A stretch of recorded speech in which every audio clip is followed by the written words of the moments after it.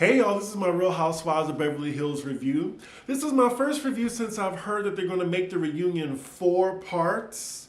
Now, my thoughts on this, I think 4 parts is egregious and unnecessary. It's overkill. Like, it better be worth it. I mean, judging from the Atlanta 4-part reunion, which was completely unnecessary, I'm not sure why they want to do this, but they're milking the Erika Jayne situation to a T. So I get it, but I'm going to be cautiously optimistic. That means we're going to have a whole October of the reunion. But anyway, let's get into this episode. So the ladies are still in Del Mar and they're on their way to Temecula, California, which is basically they're going to a winery. Ugh. I want to go to a winery so bad. Y'all know my alcoholic ass has not been to a winery yet. I need to change that. It looks like all the ladies are going with the exception of Erika. The ladies are dressed nice. I especially love what Dorit's wearing. I mean, no shocker there. Poor Sutton and this scooter now. I mean, at least she's off crutches and not in a wheelchair. Y'all notice in these past few episodes, Sutton has used every device for her ankle so far. Just an observation. Ugh, this winery is so beautiful and luxurious. I'm so jealous watching this. Just how this episode is starting out, I feel like this is going to be a filler episode. I'm just watching them drink wine right now, enjoying this winery. Everybody is getting along right now. Everything is hunky-dory. So Dorit brings up to the table that Lisa and Kyle went to go talk to Erika Jayne. I mean, why would she announce that to the table? Like, especially for a meeting that she wasn't even a part of. Like, how come Kyle and Lisa didn't just tell the table? But now they're discussing the latest Tom article about him having a conservator. Oh, I forgot the other ladies didn't hear this whole burglary story and her son flipping in the car in the Pasadena snow. Lisa Rinna is recalling the burglary story, and during the burglary, Tom had cataracts in his eye and it exploded. He needed to go hurry up and get surgery for it. So then she tells him his son comes over to check on the house, and then her son gets in an accident. The car rolls over 4 times in the snow, and then that's when you hear a record scratch. They're like, snow? There's a reason why Erika just told this story to 2 people and not the whole table. Like, seriously, no one questioned her when she first said this story. Crystal says in her confessional she hasn't seen snow since she was 11 years old. It is just so phony how these ladies are like, oh no, Erika. And then in their confessionals, they're like, it was snowing?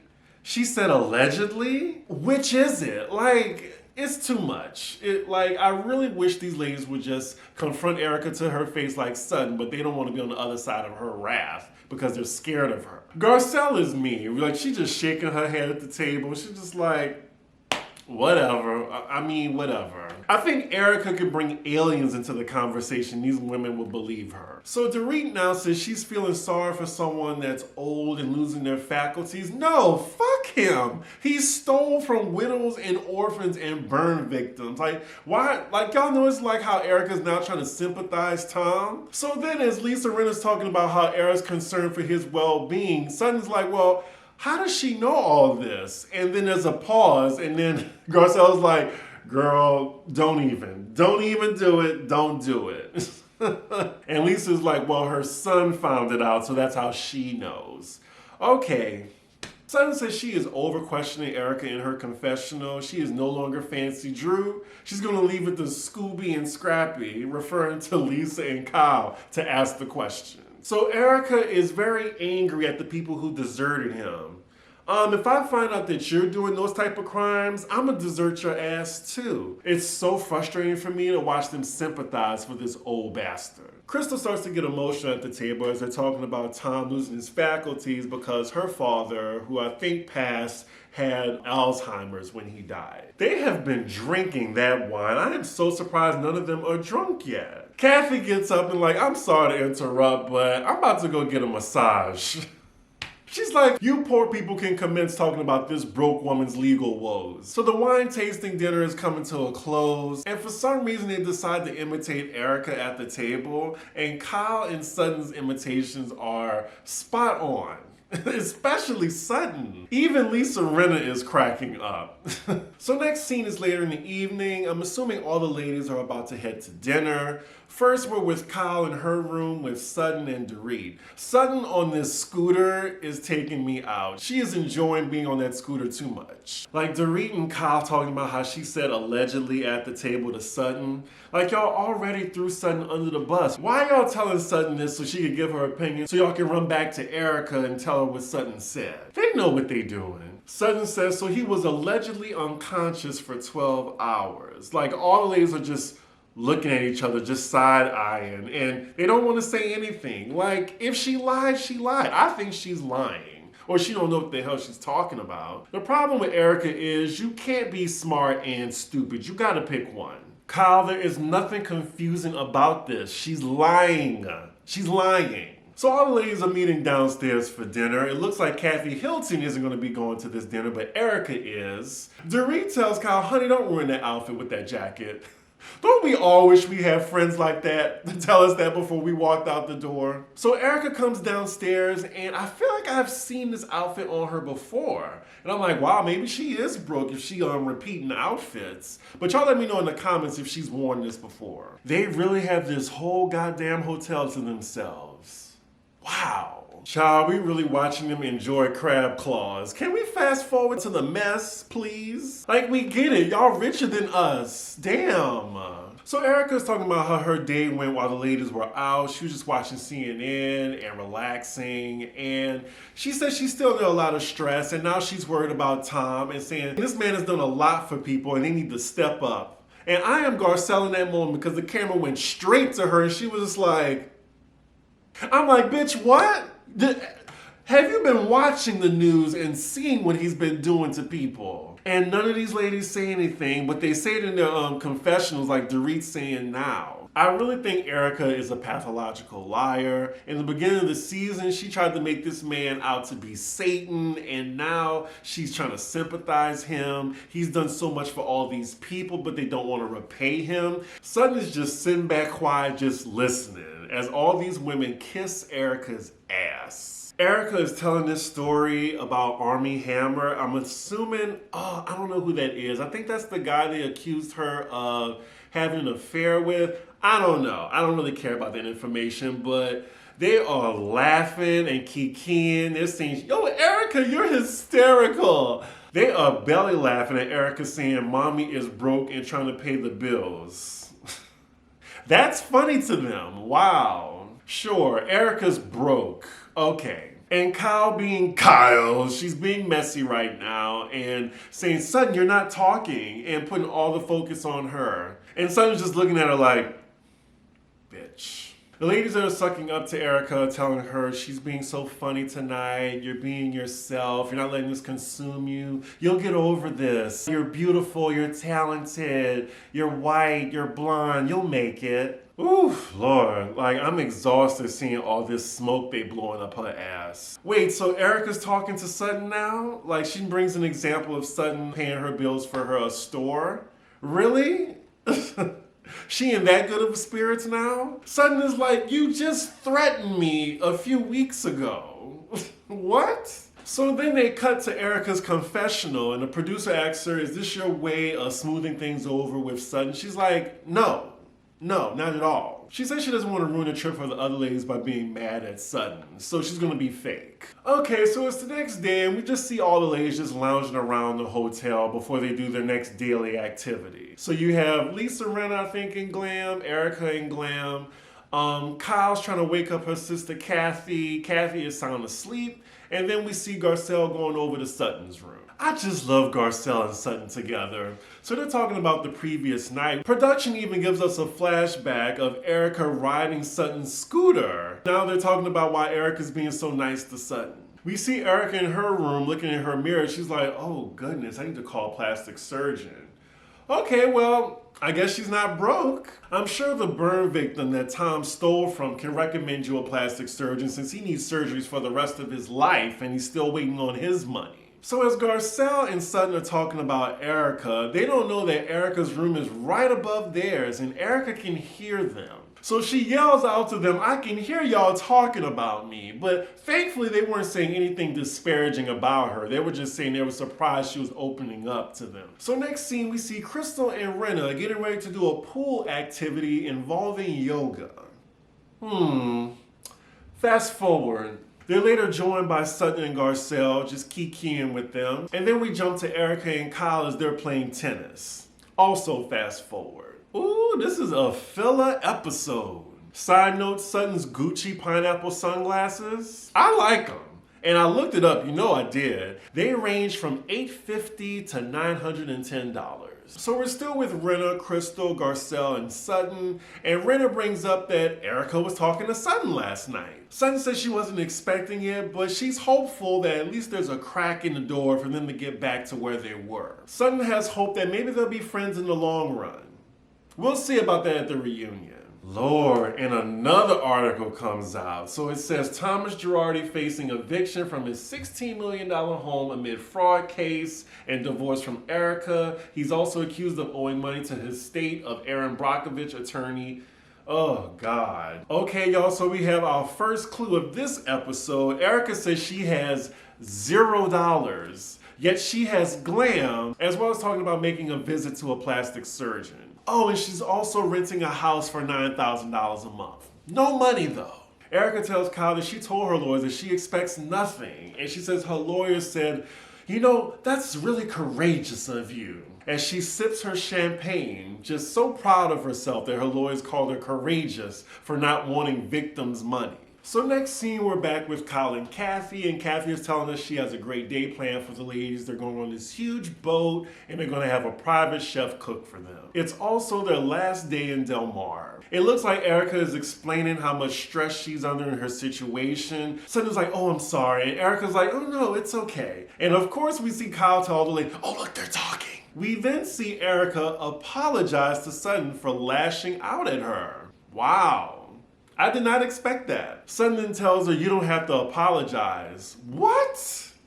This chick called you out your name, threatened to sue you, called you small-minded. Really? She absolutely owed you an apology. I don't know why people's spines start to disintegrate when they talk to Erica in Beverly Hills, but I know people in Potomac, people in Atlanta, people in New York wouldn't take this from her. Okay, so we get to Sutton in her confessional, and she says Erica gave her a mild apology, and she's not sure whether to trust it or not. I wouldn't trust the pathological liar's apology. Child, and now we get to Erica's confessional, and she's like, do I want to work it out with Sutton? No.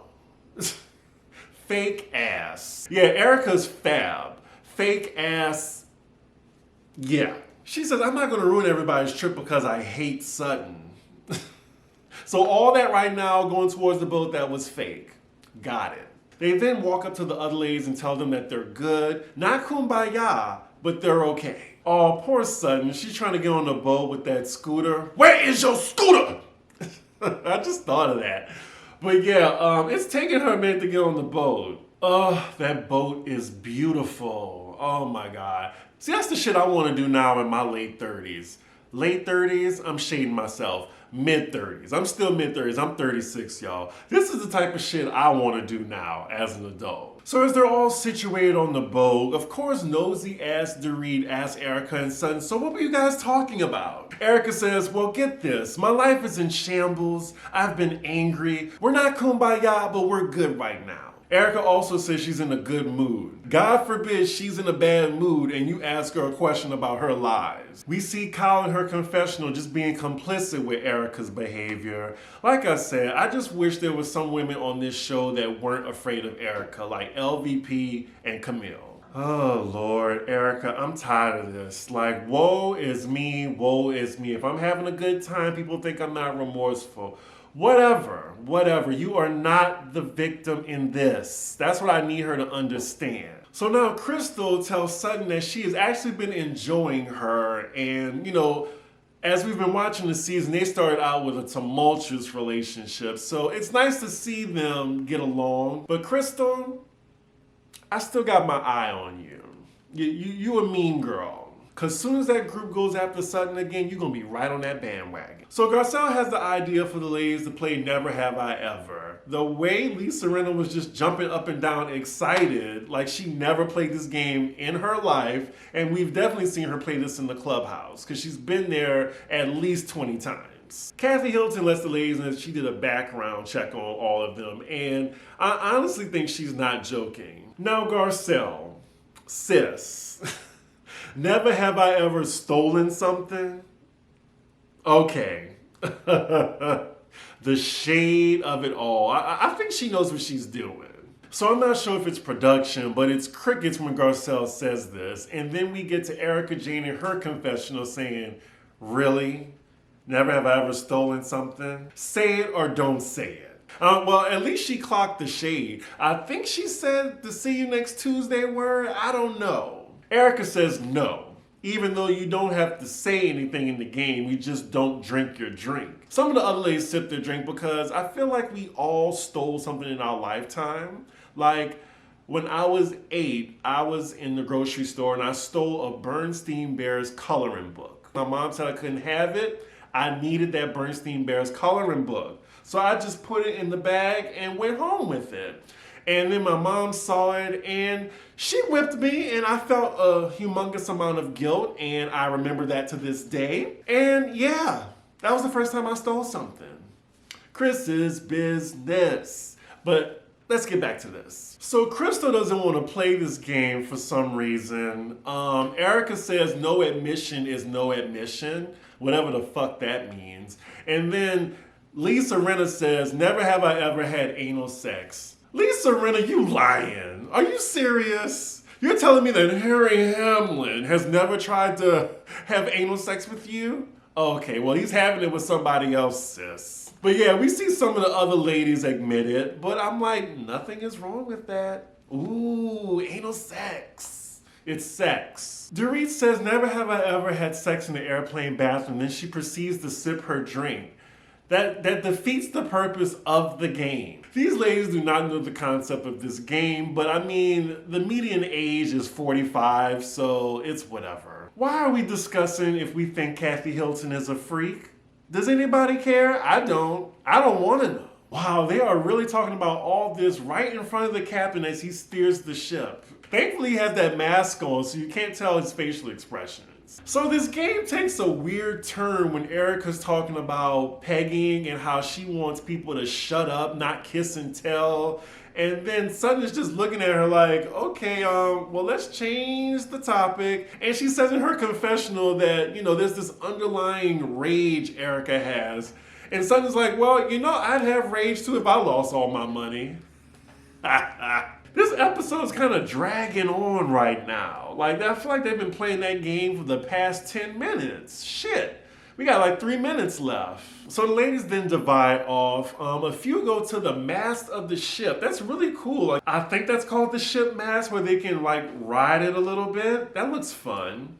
And then we have Kathy and Sutton talking, and Kathy tells Sutton, aren't you glad that you and Erica are getting along? Sutton's like, well, yeah, but I'm just disappointed that it came to this because we have so much in common. We're both from Georgia. And now she gets a little emotional because she says she can't believe like where they are now to how they used to be like on track to being really good friends. Like to have a friend and for them to become a foe so quickly. Sutton be making all the sense in her confessional though, and she says she doesn't want a friend that she's gonna be scared of. And that's basically Erica's relationship with the other ladies. Cause I definitely believe in holding friends accountable. If you're gonna blow up at me just because I'm telling you the truth, then we don't really need to be friends. And then Sutton's continuing to say that her initial questions with Erica, I mean, she was just concerned. It wasn't coming from a place of being messy or malice or being shady or anything. So after that, we end the episode with Lisa Rinna being annoying as fuck as always.